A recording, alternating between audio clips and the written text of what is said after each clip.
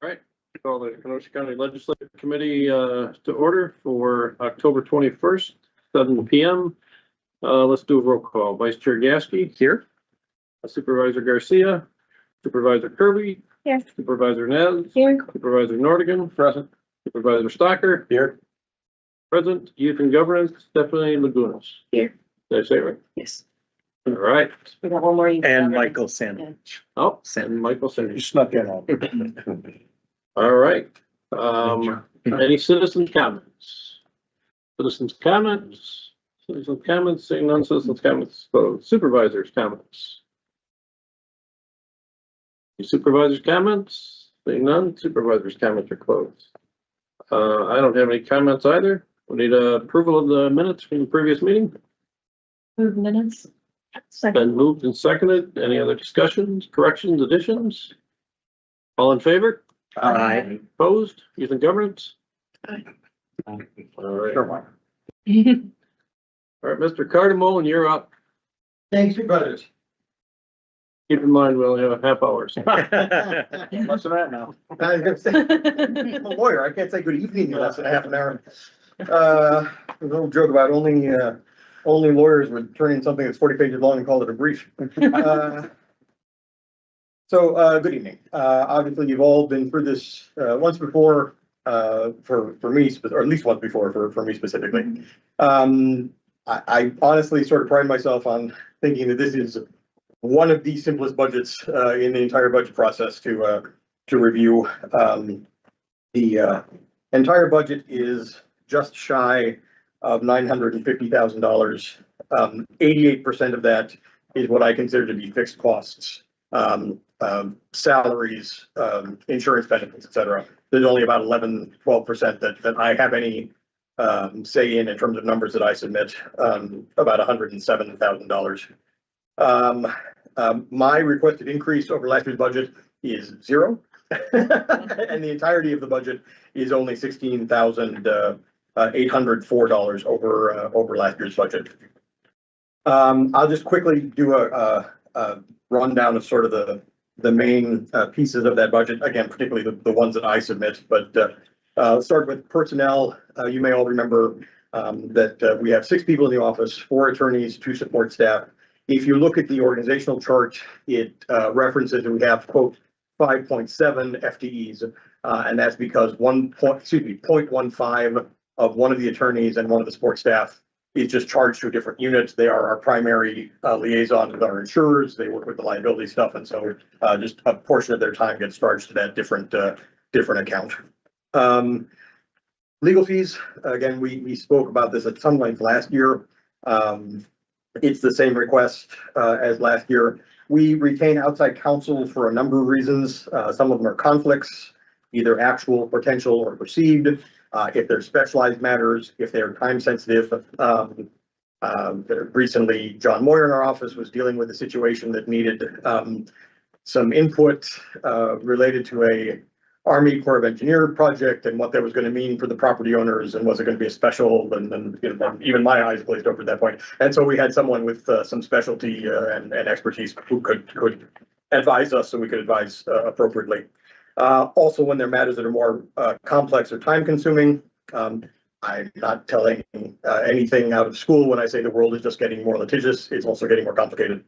As some examples from past years, not necessarily this past year, but past years generally, we've had ethics investigations, which I have to farm out to outside counsel, various employment matters, particularly ones that are likely to wind up in litigation. We try to get counsel involved early to make sure that we're doing everything right on the front end. Consultations with the WCA. This committee is particularly familiar with the review of both the ethics ordinance and the rules, which both wrapped up earlier this year, but was a long-standing project. Various lawsuits, et cetera. The line, and I was talking with Patty a little bit earlier this year, that I've used for several years now. I'm sure probably everybody remembers Donald Rumsfeld's famous assessment when he talked about how we have the known knowns and the known unknowns and the unknown unknowns. And a lot of this money goes to the unknown unknowns. We just don't know what, you know, we may do nothing or not much for a couple of years, and then we could get hit heavily in it, or, you know, draw from it heavily for a year or so. The next one is trial costs. That is outside of legal fees, it's filing fees, service fees, transcripts, postage, anything that we have to do, in relation to actual, costs within, the legal system, I guess. Office machines, we've got a couple of pieces of equipment that are either on rental contracts or maintenance contracts, et cetera. Office supplies, I think, is self-explanatory. Printing duplication, that's for office, envelopes and stationery and business cards when we need them. Subscriptions and books and manuals, they're separate line items. There's a little bit of flexibility between the two of them.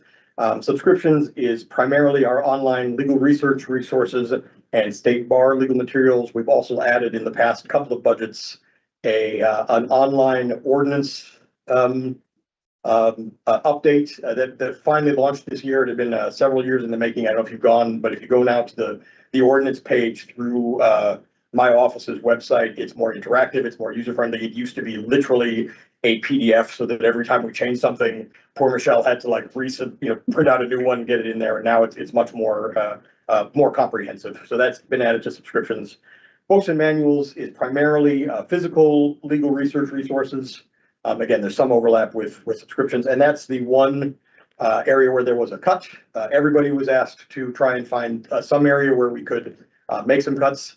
Again, I don't have a lot of fat to give, if you will, but we were able to find some savings by locating some redundancies, locating some efficiencies. There's a couple of physical books that we're not sure we need anymore that we can move to electronic resources. There's a couple of things where we were able to sort of redo our packages and get slightly better pricing. And we're pretty comfortable that we're not going to lose anything of significance and can still move forward. Mileage and travel, a little bit of overlap with the next line, but it's used primarily when people are driving to and from locations for work purposes. Staff development is money that we use for educational seminars and our professional organizations. We are all required to be members of the State Bar of Wisconsin. Those dues are up to almost $500 a year, right? Is it more than 5 now? Okay. We're required to be members of the State Bar in order to keep our law licenses. We also are members of some professional organizations we don't have to be. We're not required to be, but they are useful. There's the Kenosha County Bar Association. There's the Wisconsin Association of County Corporation Councils and the International Municipal Lawyers Association. It's also, like I say, the educational seminars. In addition to being members of the State Bar, we're required to report 30 credits of continuing legal education every 2 years. And those can cost anywhere from $100 to $300 per credit, depending on who's doing them, who's putting them on, et cetera. I try to go to essentially 2 conferences a year and if possible, front load all of my credits in those 2, but again, it's just a requirement, and every other year we've got to report. And if we don't meet those 30 credits, we're not large. So I mean, I did want to point out, just because it caught my eye when I was going through it, I thought it might caught other people's eyes as well. We are not a revenue unit as a general matter. In fact, historically, we used to have a very small revenue line item because we could charge joint services when we were giving them legal advice. Several years ago, I said, and it may have actually been when County Executive Kirkman was elected, I said, we really don't. It's permitted, it's allowed. It was like $700 a year or $1,000 a year. It didn't seem to make a lot of sense. We just eliminated it. Here we do have revenue listed, but it's the rollover of outside counsel fees that we didn't use last year. So that's where that money comes in. And with that, I'm certainly happy to answer any questions anybody has about the office budget. On your legal fees for the 6 months, you indicated you're at about 21,000, almost 22,000 in 25, but you're going to spend the full 77,000. I mean, yes, my question is, or will there be a rollover there potentially? I'm guessing the 17 was added to the 25 budget of 17. So if there's anything left, will that roll over or yes, not? there's language in the budget resolution that says anything we don't spend rolls over. I always assume we're going to spend it all, but I mean, it is possible that there'll be money that'll roll over to next year's budget. Okay, but it automatically rolls over to your account if. Correct. Yeah, it's like I say, it's in the budget language, and it's just part of the closeout. Right, you just make that part of the closeout resolution. Okay. How many full-time staff members do you have? I know you tried to explain the Six. FTEs. So there's 6 physical people in your, Yeah, 4 attorneys and 2 support staff. Supervisor Norton. Thank you, Mr. Chairman. So in the past, we've had to either retry or we've had some massive trials come up, just differently, we had to put in a budget because we knew we were going to be spending more money. You don't see any of that for 2026 on the horizon at this point? So I guess my answer to that is in 2 parts. One, I think that's typically, when you're talking trials, that's typically been Something criminal that- stuff. Right, that we would have to. But, and yes, I know there've been times where, yeah, big major, Right. I'm not aware of anything, of course, I don't closely monitor, the criminal system, but I'm not aware of anything. Yeah, I'm also not aware of anything that would come directly under our office's purview, but again, you never know, I mean, we could have I something, know something could come up, but there's nothing right now. nothing that I'm aware of, no. No. Thank you. Thank you, Mr. Chairman. Anybody else have any other questions for Mr. Cardinal? I'm just gonna ask one kind of follow-up on Supervisor Norton. So I know there's a claim that'll be referred to tonight. Has nothing to do with the county, in my opinion. It's a city case where a city worker hit an individual. Why do they come to you? Well, if you look at it. And again, that's gotta be an expense, that it makes no sense to me that, If you look, they sent it to both the They did. city clerk and the county clerk. I say off the record, it's not, of course, because we're recording this. I think there are times when plaintiff's counsel just doesn't do what I consider to be really the minimum of due diligence. We have also in the past occasionally gotten, notices of claims involving school district employees that again, we had nothing to do with. Typically what happens in that instance, we send it to our insurer. I believe what they do is they send a polite but mildly threatening letter that says, if you don't, let this go and tell us that you let us go, we may at some point bring an action for frivolous, claim, At this point, it's not a suit, obviously. It's just something we have to address. But I mean, we do try to gently nudge people to sort of say, it really has nothing to do with us. So, I've just seen a few of those since my time on here that have nothing to do, and it just seems like an expense that the county shouldn't have to. Again, There, and again, maybe it's a simple letter from one of your staff. yeah, I mean, I think typically that's how it's handled. Again, it is frustrating because again, I feel like it's just sort of a shotgun approach on the part of some of these attorneys. They say, well, we don't really know which government is responsible, so we'll just name everybody and it'll get sorted out down the road, It's not a common sort of, like a manufacturing, Right. A crash and they look at it and goes, well, it looks like this brake system failed. So, okay, here's Bosch and here's Norstan and here's this and there's that. We just sue everybody and then we'll see how it shakes out in the end. And we see it at the city too, where they're clearly counting, but, Yeah. I guess. But probably less frequent. Less frequent, yes. I guess since we are your oversight committee, is 6 staff members enough? I know things are changing, there's more litigation.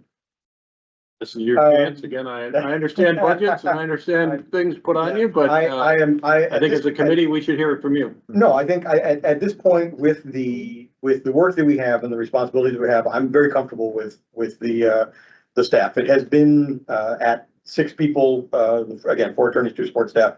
As long as I've been in the office, I've been in the office now since 2008, when I started on a part-time basis. The office has over the years historically fluctuated sometimes. But for 15 plus years, we've been at 4. I think it's been a good number. If anything were to happen that were to unexpectedly add to our responsibilities, then that would be a different conversation. But I'm very satisfied with where we're at. Any other questions or comments? Otherwise, we need a motion. Move to approve. Second moved and seconded to approve.